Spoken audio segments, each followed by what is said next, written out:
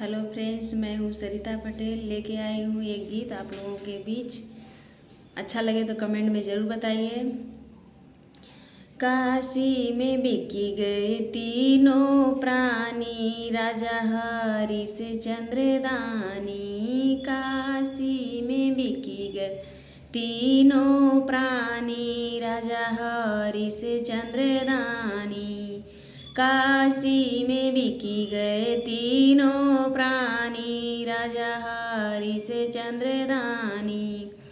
केकरा घर राजा बिके, केकरा घर रोहित ललना। केकरा घर राजा बिके, केकरा घर रोहित ललना।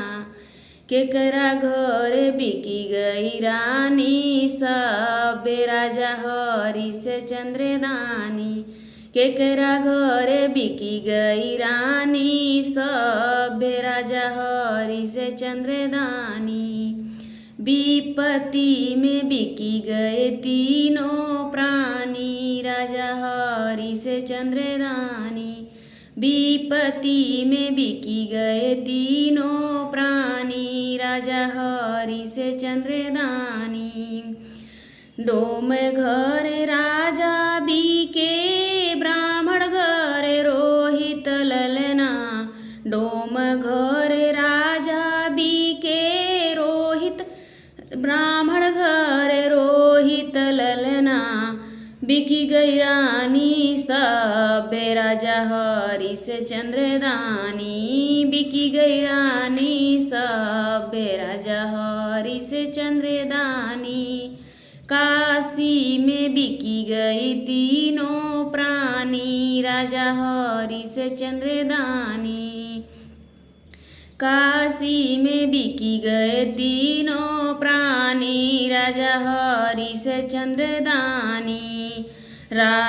काश विपत्ति में बिकी गए तीनों प्राणी, राजा हरिश चंद्रदानी।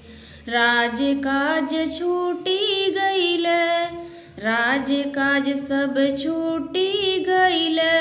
सुन महादानी की कहानी, राजा हरिश चंद्रदानी। विपत्ति में बिकी गई तीनों प्राणी, राजा हरिश चंद्रदानी।